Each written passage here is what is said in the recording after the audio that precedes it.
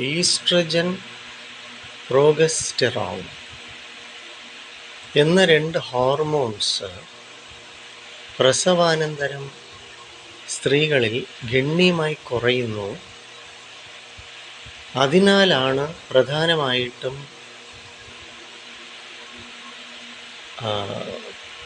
Post partum depression എന്ന് medical world സ്ഥിരീകരിച്ചിട്ടുണ്ട്.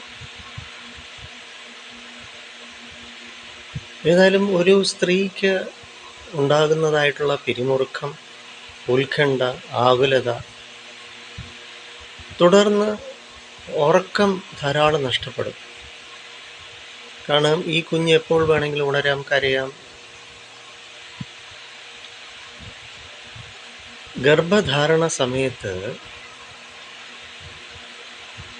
ഗർഭിണിയായിട്ടുള്ള യുവതി എത്രമാത്രം സന്തോഷവതിയാണ്, സംതൃപ്തിയാണ്, എത്രമാത്രം ആ ഒരു വ്യക്തിക്ക് സപ്പോർട്ട്സ്, അത് ഭർത്താവിൻ്റെ അല്ലെങ്കിൽ ഭർത്താവിൻ്റെ വീട്ടുകാർ, സാമ്പത്തികം, മാനസികമായിട്ട് വൈകാരിക തലങ്ങളിലും മറ്റുമൊക്കെ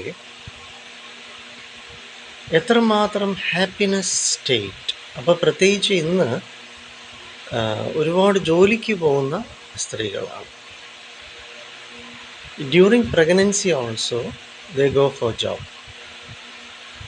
പഴയ കാലമല്ല, അന്ന് ഈ ജോയിൻറ്റ് ഫാമിലി സിറ്റുവേഷനിൽ ധാരാളം പേര് സഹായിക്കാനും ഗർഭം ധരിച്ചിരിക്കുന്ന സമയത്തും അതിനനുസരിച്ചുള്ള നല്ല നാച്ചുറലായിട്ടുള്ള, പ്രകൃതിയമായിട്ടുള്ള നല്ല ആഹാര പദാർത്ഥങ്ങൾ, ചില ഔഷധം,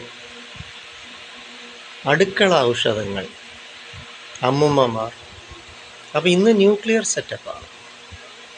ഒറ്റപ്പെടൽ, പിന്നെ നമ്മുടെ ഭക്ഷണത്തിലുണ്ടായിരിക്കുന്ന മാറ്റങ്ങൾ, സാമൂഹ്യ വ്യവസ്ഥിതി, നമ്മുടെ കാലാവസ്ഥയുടെ വ്യതിയാനം, അങ്ങനെ ഒരുപാട് ഘടകങ്ങൾ ഇതിൻ്റെ പിന്നിലുണ്ട്. അതിനാൽ ഇന്ന് ധാരാളം സ്ത്രീകളിൽ ഈ പോസ്റ്റ് പാർട്ടം ഡിപ്രഷൻ കൂടുന്നുണ്ട്, വളരെ കൂടുന്നു. നേരത്തെ ഒന്നും ഇത്രയും നമ്മൾ കേട്ടിട്ടില്ല. ഇതിൻ്റെ അകത്ത് ഒരു കാര്യം മനസ്സിലാക്കേണ്ടതുണ്ട്. കാരണം നേച്ചർ, പ്രകൃതി, പ്രസവാനന്തരം ഈ ഭൂമിയിലെ മിക്കവാറും എല്ലാ ജീവജാലങ്ങൾക്കും, മനുഷ്യൻ മാത്രമല്ല, അതിൻ്റെ കുഞ്ഞുങ്ങൾക്ക് മുല ഊട്ടണം, ആ ഒരു ചിന്ത പ്രകൃതിയല്ലേ നൽകിയത്.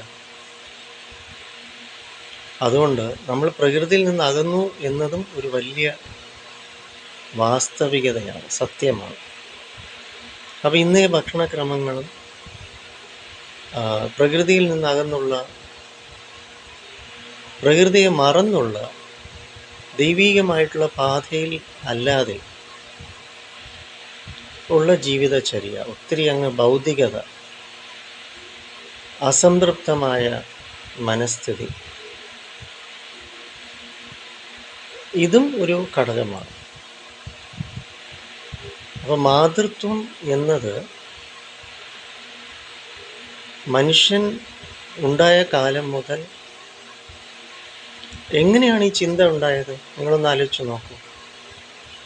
അത് പ്രകൃതി ഈ ചിന്ത എല്ലാ ജീവജാലങ്ങൾക്കും പ്രസവാനന്തരം തൻ്റെ കുഞ്ഞുങ്ങൾക്ക് പാല് കൊടുക്കണം, കൊടുക്കേണ്ടത് എങ്ങനെ, കൊടുക്കേണ്ട ആവശ്യകത എന്ത്, അത് നേച്ചേഴ്സ് ഗിഫ്റ്റാണ്.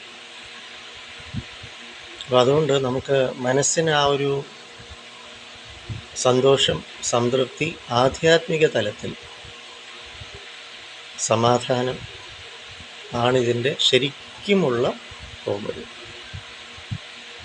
മറ്റ് ചികിത്സാ വിധികളൊക്കെ ആയിക്കോട്ടെ, സൈക്കോളജിക്കലായിട്ട് നമുക്ക് കോഗ്നിറ്റീവ് ബിഹേവിയർ തെറാപ്പിയും ഇൻ്റർപേഴ്സണൽ സൈക്കോ തെറാപ്പിയും ഒക്കെ ഉണ്ട്.